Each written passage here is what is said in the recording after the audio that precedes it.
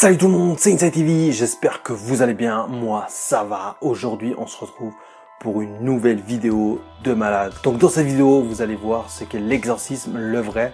On va en parler en détail. Alors je précise avant de commencer cette vidéo qu'on ne va parler d'aucun cas en particulier, mais on va voir ensemble ce qu'est l'exorcisme en lui-même, comment cela peut arriver et à qui ça peut arriver. Par la suite, je ferai des vidéos sur certaines personnes qui ont vraiment été possédées et on verra leur histoire vraiment en détail. Donc on verra ça dans des prochaines vidéos. Alors soyez vraiment attentifs car cette vidéo va se baser sur ce qu'est l'exorcisme, le vrai.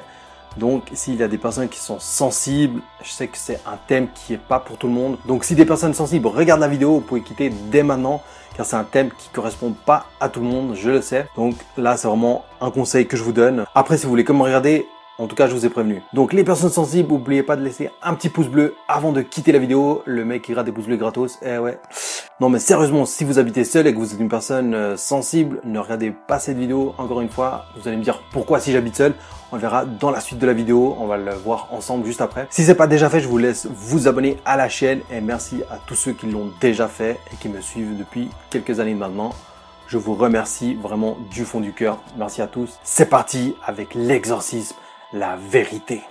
Let's go!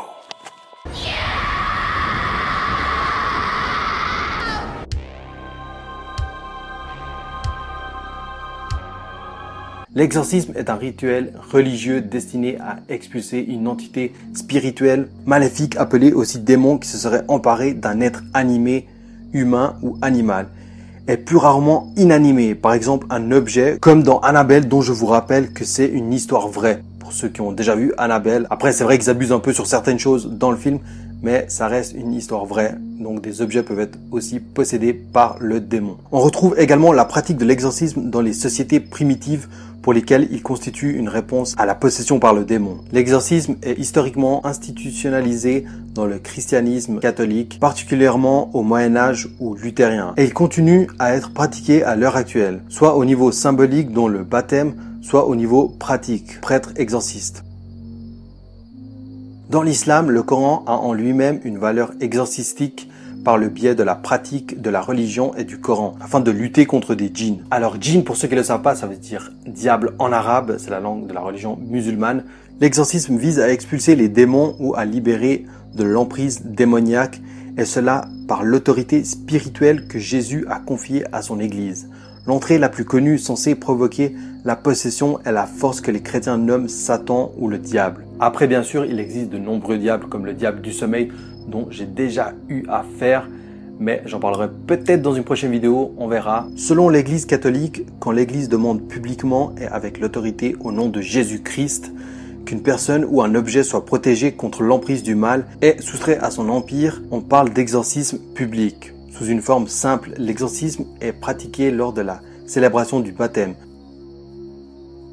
Donc ce que je viens de vous dire, c'est que le baptême est une sorte d'exorcisme.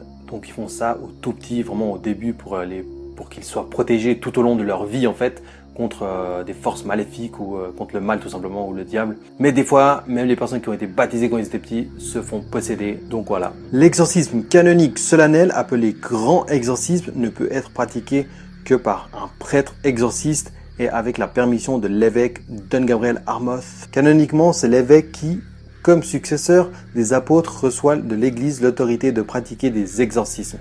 Le plus souvent, il délègue cette autorité à des prêtres subalternes, ce sont les exorcistes. Pour tous ceux qui ont vu Conjuring 1 et 2, ils le savent, mais pour les autres, je vous les conseille de les regarder. Les deux films sont tirés d'histoires vraies. Je vous les conseille même si certaines scènes du film sont vraiment à prendre avec des pincettes, bien sûr. Car il y a des trucs où ils abusent un peu. Mais dans l'ensemble, les deux films sont vraiment pas mal car on y voit le diable qui prend plusieurs formes différentes pour manipuler la personne qui veut posséder. Et on y voit surtout ce dont je viens de vous parler avant de pratiquer un exorcisme. Ils doivent d'abord envoyer une demande directement à Rome et attendre la réponse avant de pouvoir pratiquer l'exorcisme. Donc c'est vraiment un film où ils ont vraiment pensé aux petits détails, même genre avant l'exorcisme, ils doivent envoyer la demande à Rome pour pratiquer, pour que Rome leur confirme et qu'ils puissent pratiquer ensuite l'exorcisme sur la personne qui est possédée. Donc vraiment le truc à retenir, c'est que pratiquement toutes les religions prétendent que les êtres humains peuvent être possédés par des entités démoniaques.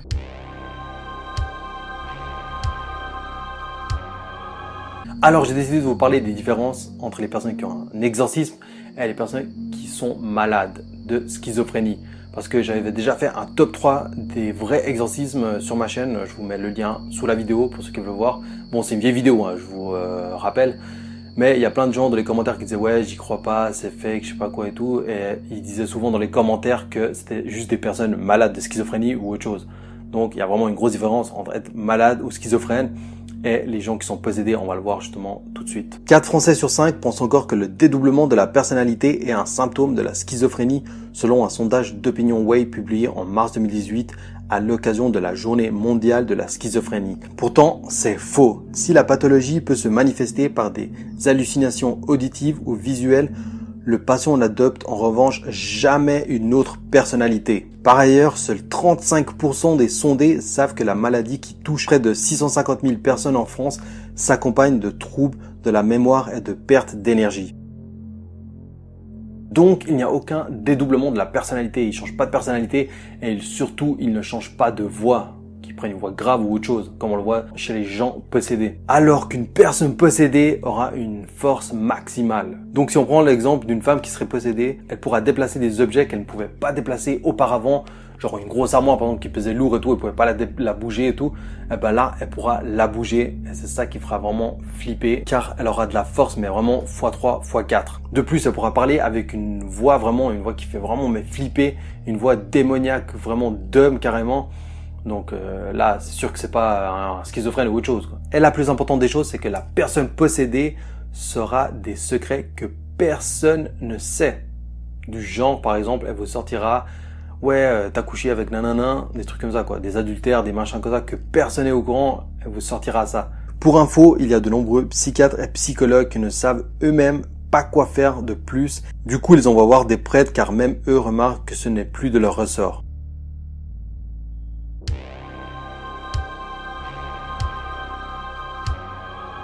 En général, ce problème ne touche que les personnes qui sont vraiment sensibles et intuitives, mais pas que, bien sûr, là je parle vraiment dans l'ensemble.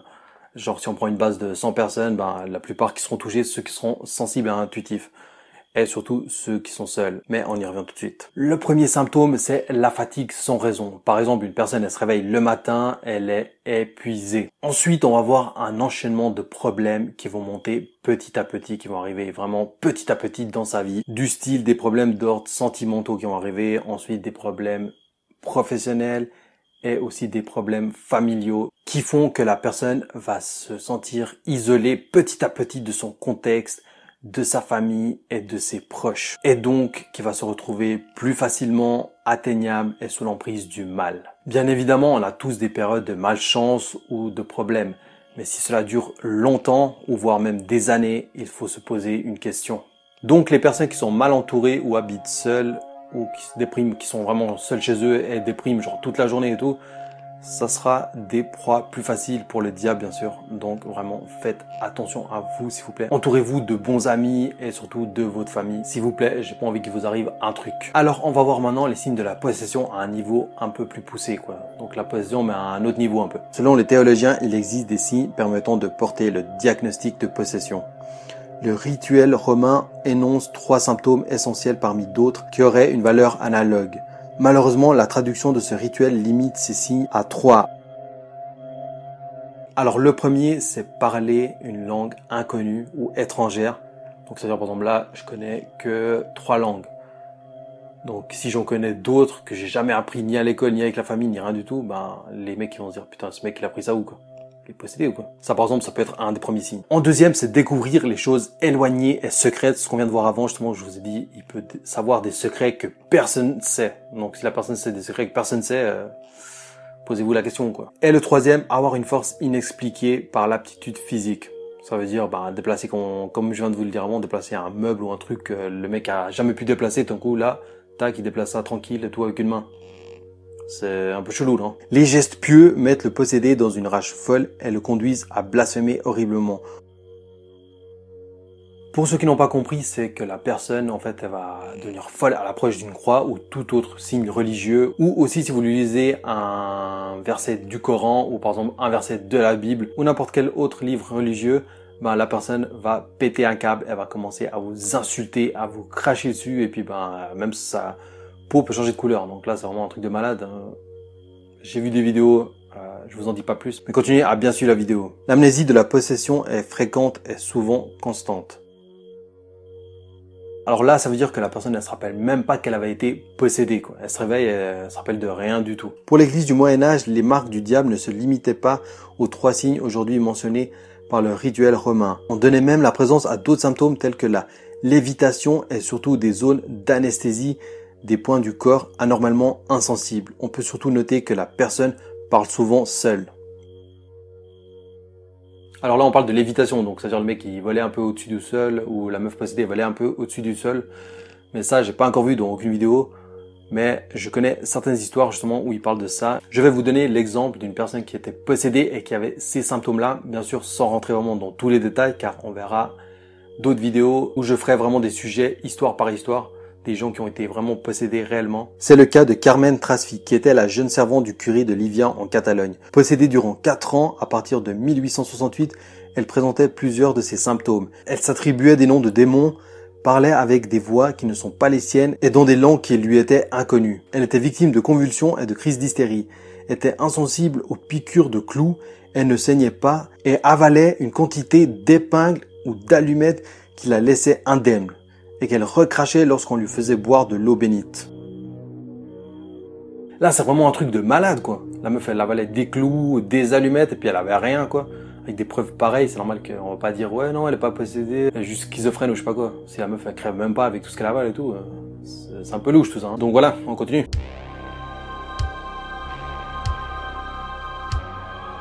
Eh bien oui, les exorcismes sont filmés, enfin pas tous, mais il y en a certains qui le sont.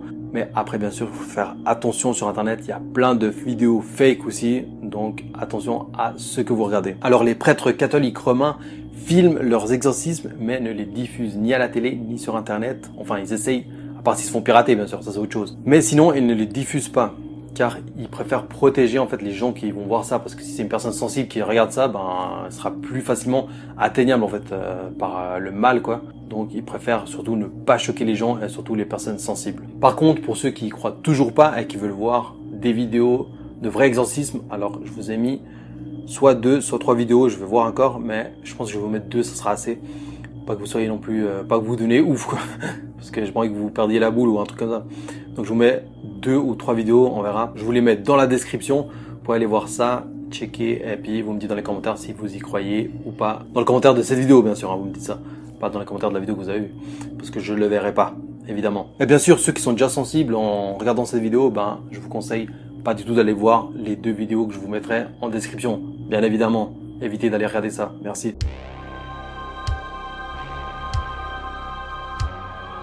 Quand l'exorciste chasse le diable, il va le combattre avec sa foi, avec la prière et avec son ordination de prêtre qui lui donne une certaine force spirituelle. Mais parfois cela ne suffit pas et l'exorcisme se retourne contre lui.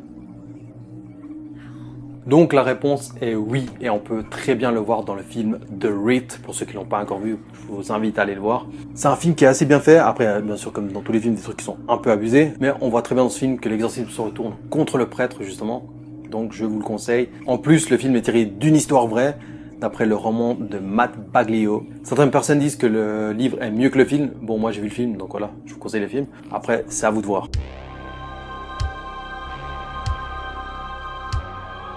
Selon le père Georges de Saint-Hirse, qui est prêtre exorciste dans le sud de la France et surtout qui pratique 1000 exorcismes par année. Vous vous rendez compte, 1000 exorcismes par année. Moi, tu m'aurais dit genre 1000 exorcismes en toute une vie. Mais le mec, il exorciste 1000 personnes par année. C'est un malade. Selon lui, le film L'Exorciste est un peu exagéré, mais pas entièrement. Notamment la scène de la fille dans la position du pont qui marche à 4 pattes avec le corps renversé vers le plafond et la tête en bas. Et ce qu'il a aussi vu, c'est les lévitations. Eh oui. Un film assez fidèle à la réalité est Le Rite avec Anthony Hopkins, où se manifestent des grenouilles par centaines qui, sous la prière, se mettent à mourir une à une ou à s'enfuir. J'ai aussi vu des milliers d'abeilles envahir une pièce sans qu'un apiculteur n'arrive à les déloger, même après avoir enlevé l'essaim. Quelques heures après, elles étaient toutes revenues. J'ai alors effectué une prière d'exorcisme et les abeilles sont tombées comme des mouches. Il ne restait plus que des corps inertes. Vous savez, on voit des choses incroyables. Alors je continue à vous dire ce que le mec a dit, parce que c'est vraiment énorme, mais juste là déjà, le mec il a pratiqué un exorcisme sur des abeilles. Il est sérieux ce mec. Il s'attaque aux insectes et tout, et puis il a réussi en plus. Donc c'est vraiment un truc de ouf quoi. Bon après on n'a pas la preuve bien évidemment, même si c'est filmé et qu'ils veulent pas montrer. Déjà ça, d'entendre des trucs comme ça de ouf, vu qu'il fait 1000 exorcismes par année quand même. Vous savez, on voit des choses incroyables. Des personnes qui d'un seul coup ont 10 fois la puissance d'un être normal, qui se mettent à parler dans des langues étrangères avec une voix inconnue, dont la peau change de couleur pour devenir bleutée et dont les yeux deviennent entièrement rouges avec parfois les pupilles comme des fentes. Non mais les yeux rouges avec les pupilles comme des fentes. Alors ça j'ai encore jamais vu, à part dans les films bien sûr. Mais le mec a vu des trucs de malade quoi. Le mec il est incroyable, tranquille. Il a vu des trucs comme ça et puis tranquille, le mec il donne son interview. C'est un truc de ouf. C'est pour cela que quand on me demande si le diable existe, je réponds oui. Je vois cette puissance démoniaque se manifester de façon hallucinante à travers ces gens. J'avais formé certains prêtres pour être exorcistes, mais lorsqu'ils sont tombés pour la première fois sur une puissance démoniaque, ils ont décidé de tout arrêter. Récemment, un des pères qui exerce avec moi a été physiquement anéanti et mentalement très perturbé, voire traumatisé par ce qu'il a vu. Il m'a dit qu'il souhaitait arrêter. Donc là, le mec, enfin le prêtre, nous dit carrément que son pote quoi, qu'il a entraîné et tout pour devenir exorciste, le mec il veut carrément démissionner quoi, parce que il a vu des trucs de malade quoi, le mec, il est choqué de ouf quoi. C'est déjà la fin de la vidéo. Si vous avez kiffé, bien sûr, je vous laisse me mettre un gros pouce bleu comme d'habitude. Si vous n'avez pas aimé, également un pouce en bas, comme ça je saurai que c'était une vidéo de merde. Donc j'en ferai plus, merci. Dites-moi également dans les commentaires si vous avez déjà été possédé ou si vous connaissez quelqu'un qui a été possédé. J'aimerais bien savoir l'histoire. Vous pouvez me la dire en commentaire, j'irai voir ça. Ça m'intéresse. Et puis sinon, je vous remercie encore d'être si nombreux sur la chaîne. On a dépassé les 30 000 abonnés. Vraiment un truc de malade. Donc on continue comme ça. Merci à tous de me soutenir, ça me fait vraiment plaisir. Merci à tous ceux qui sont abonnés durant ces années et aussi merci à tous ceux qui s'abonnent en regardant cette vidéo. Si ce n'est pas déjà fait, je t'invite à le faire, à t'abonner. Et ceux qui veulent me suivre sur mon Instagram, je vous invite également à le faire juste ici. Sachez que sur mon Instagram, je mets souvent un petit indice sur la prochaine vidéo qui va sortir. Donc vous savez quoi faire. Mon Instagram juste là. Merci encore une fois à tous d'avoir suivi la vidéo jusqu'à la fin. Pour ceux qui l'ont regardé jusqu'à la fin, on se retrouve pour une prochaine vidéo. C'était Inside TV.